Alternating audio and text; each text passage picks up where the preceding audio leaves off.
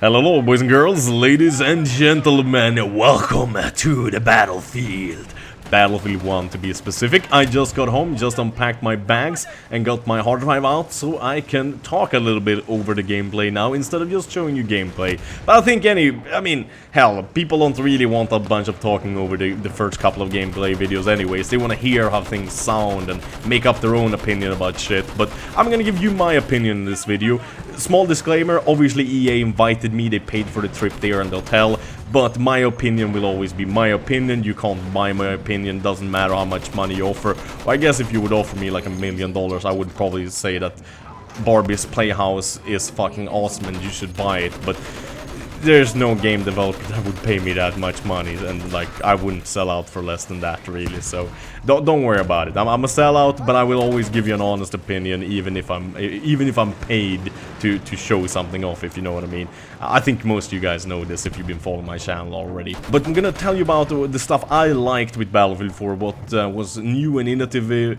And that was just spot on, stuff that I really enjoyed. There was of course stuff that bugged me and I wasn't quite happy about, but it doesn't feel fair to complain or mention anything of that really, because it's pre-alpha, the stuff you see here. This is from the live stream also, so I'm like standing up with a mouse and keyboard I don't even know. So don't judge the other people in the gameplay too harsh either if I pwned them a little bit or if I'm getting pwned, if you know what I mean. It wasn't exactly like a good setup, standing up with a mouse and keyboard you're not even used to, but it was some fucking killer PCs we played on though. Like holy shit, 144 hertz, like 4K, and like oh man, it was beautiful. But so yeah, let's start off with the stuff I really enjoyed. First of all, the spawn mechanic. It is the spawn map / spawn screen is fucking beautiful. You can see individual soldiers even on the battlefield, even if they're not spotted if you play on a higher resolution. You can see them running around like little ants in real time, so you can see even like, oh shit, they're not at E yet, so E isn't getting captured, so you have no clue they're going to E, but because of the map you can see that there's 10 of them coming over the hill and is almost at E, so if I spawn on E I might be able to defend it and get myself a bunch of kills and get into action straight up. And I mean, who doesn't want to do that? Like, one of the biggest issues with Battlefield games is that sometimes you gotta run for like 40 seconds before you actually get to shoot at someone, and that's hella fucking boring, man. I don't want a running simulator, I want a killing simulator. That's why I buy Battlefield, for God's sakes. So the spawn screen it's just gorgeous. I think you guys already noticed that, but I definitely wanted to point that out. That was stuff that I enjoyed. Reload mechanics, you will recognize a lot of it from how Battlefield works previously. So if you are empty and you want to reload, you get, for example, this gun, the medic semi-automatic rifle. I think you could put it on automatic actually, and I just didn't know about that, by the way. But if you're fully empty, you can reload and have 20 bullets, and then you can reload again and have 1 in the chamber and 20 in the magazine, so 21 in total. You know what I mean. The change is to, for example, some of the pistols, some of the bolt-action rifles. For example, you have a bolt-action rifle, you have 5 rounds in it, maximum. You shoot 3 of them, you reload, then you put in 3 individual shots. So sometimes it might be quicker just to shoot those 2 last bullets or that last bullet and just load an entire clip.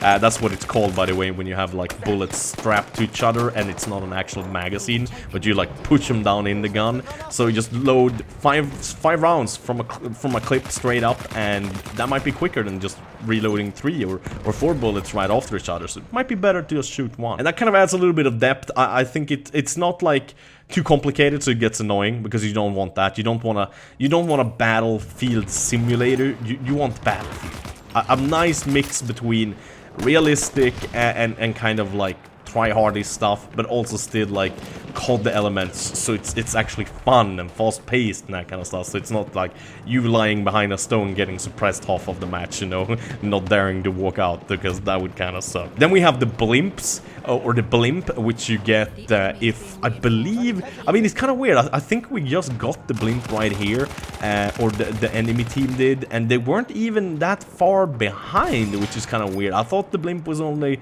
supposed to come out if you had like a big lead, like twice the points, or at least like 30% more points than the enemy team. But I don't know, it's weird, but it's supposed to at least help the team that is losing and I kind of like that. I'm afraid it's gonna be OP though, if there's a lot of good people in it, but when the game releases, I think people are gonna quickly figure out like what the best ways of killing it is.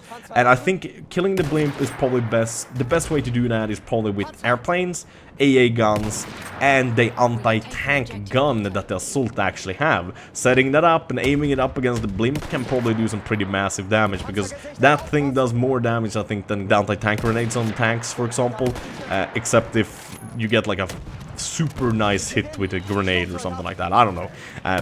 Depends, I guess. But I think it's gonna be good, actually. I think it might be annoying sometimes if there's someone really good in it that just wrecks you and kills everyone on your team, but it's kind of nice with something that kind of helps the losing team, because sometimes in Battlefield you can definitely feel like you're just getting fucked over and over again by the enemy team because your team is so bad and they're just so much better. So it's nice to get a little bit of help to get back if you are losing, so to say.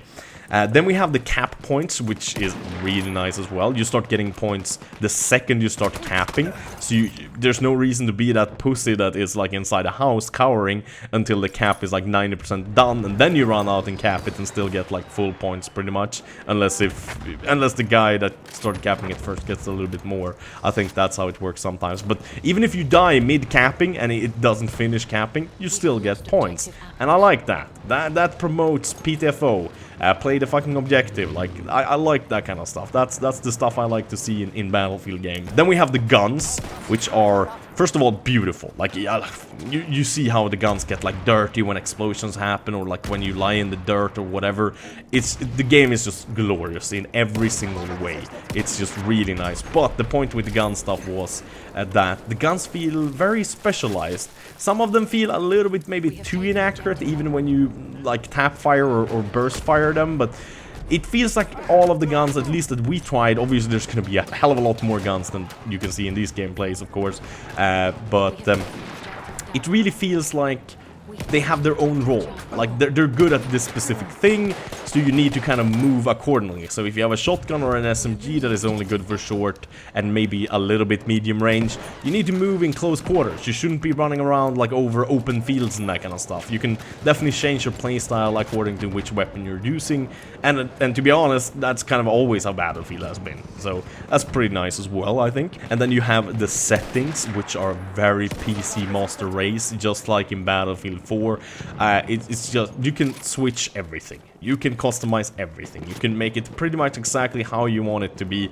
I think the only setting I didn't actually see, even in this pre-alpha, was separate, like two separate ADS, like aim down sights settings for sensitivity. Because you can have one, but that changes both iron sight ADS, aim down sights, but also like aim down sights in sniper rifles. So it's kind of the same, and I would love to be able to change the sniper rifle sensitivity whilst you're using the scope compared to when you're just using iron sights. Like, I would like those two to be two separate ones, but yeah, who knows? It might already be in there and wasn't implemented yet, or it might be added later, before the game releases. Who knows? I mean, it's pre-alpha, for God's sakes. I don't want to complain too much. I also like the tanks. The tanks feel a little bit OP, or a little bit too much OP whilst I was playing, but I honestly think that's just because a lot of people just didn't know how to deal with the tanks in a good way. If you just set up at the range with your anti-tank gun as the assault, you can do massive damage before the tank even realizes where you are. If you are close though, and you're trying to nade it with those anti-tank grenades, it's quite easy for the tank to just avoid you all completely and not get any damage if it's a decent tank driver. So you gotta be a little bit more lucky with those, I guess. But the rifle can do massive damage anyways, so yeah. I think the tanks are probably perfect as they are now, or might even need to be reinforced a little bit more with a little bit more health or armor or whatever, because at launch, when people start like knowing how to deal with the tanks better than we did at this live stream, I think tanks are going to go down a lot quicker and more proficiently or whatever. And then we also have the destruction and the maps.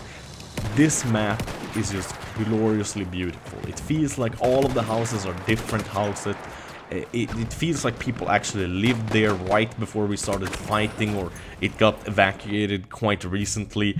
And the destruction, oh my god, you've probably seen the destruction like when one of the blimps slash zeppelins crashes, and it's just, it's so beautiful, me like it very much, but like everything from grenades to anti-tank rifles to anti-tank grenades will destroy pretty much everything except for, I think, rubble, like piles of rubble that are already there, or the piles with the spent shell casings from the artillery. I don't think you could destroy those, but all of the walls, all of the houses, like most things you can destroy and just wreck, and I like that as well.